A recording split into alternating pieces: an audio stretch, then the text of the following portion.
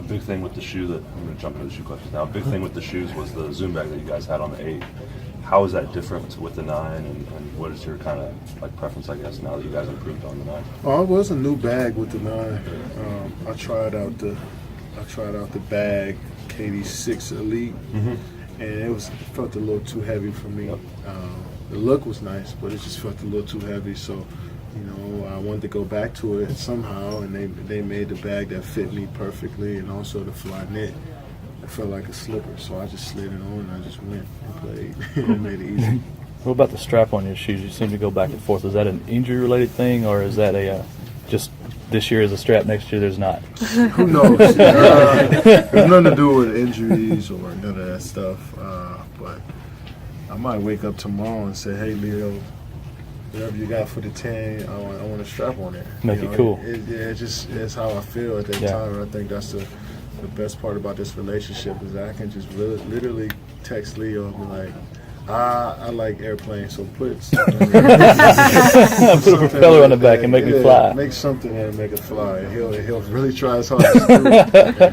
But that makes the team, that makes this whole thing work, man. Is you got guys that challenge themselves every single day to be better, and that's making this whole thing better. So So, like, growing up in the DMV area, like foam posits, North Face, all that, and then moving to Austin, cowboy boots, culture, how has moving around influenced your personal style and thus also your signature line, the EXTs? It just makes you more confused. I grew up on foam posits, flight posits, Nike boots, North Face jackets, first down coats, like all that stuff, like the winter gear. Right, I grew up on that. So to come down here in the wintertime, I was wearing shorts, and I was wearing flip-flops in the winter.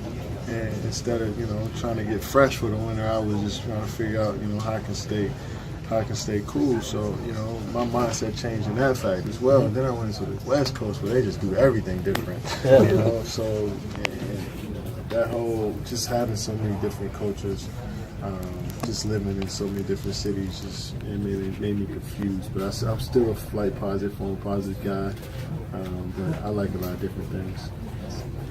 You mentioned you're excited about the Olympics, upcoming. A lot of players have dropped out for one reason or another, whether it's injury or whatever else. Why is it important to you, or what's exciting to you about the opportunity to play in the Olympics? Well, it's the Olympics, you get that opportunity a lot, and a lot of the guys, from Carmelo to LeBron to CP, they played in multiple. They played I think LeBron might have played 3 of them. I don't know. The guys played, 2 or 3 Olympics, and I wanted to be one of those guys.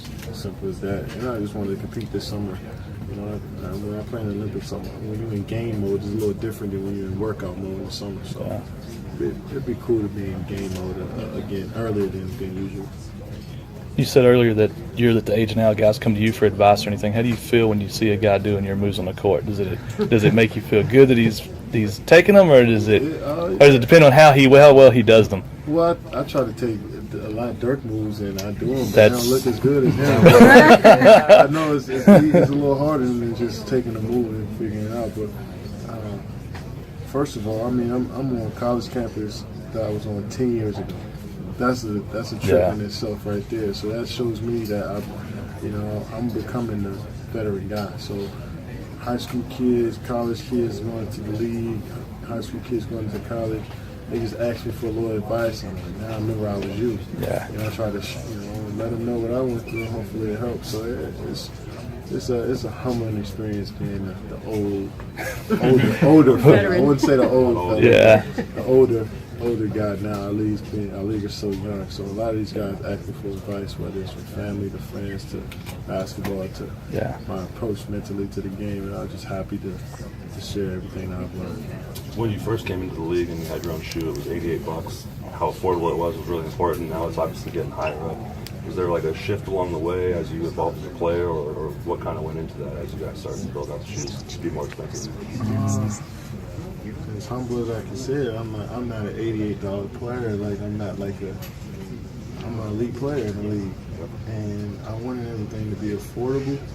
But I knew we had to, sacrifice some stuff, and I just wanted the fans of the shoe and the brand to just stay patient with me and stay patient with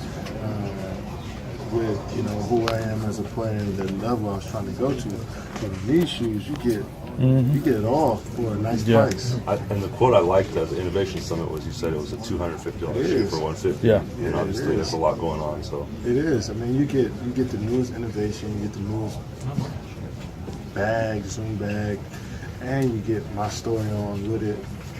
So if you're a fan of what I do in the game of basketball, like, this is perfect for you. And it's at a great price. But like I said, as I evolved as a player, I knew that the shoes, in order for it to stay on the course, we had to stay on the same course trajectory. That I might have to come up a little bit on some of the stuff that I said earlier, and hopefully people understand. I think a lot of people have, though. definitely cool. Piggybacking off of his question, you made reference to the fact that you make shoes for basketball players. What about this shoe is straight up for for the young kid who might only buy one shoe this summer? Yeah. I told someone earlier, I don't know if you heard, but I was thinking, like, every situation I've been in, I had to step in and figure it out.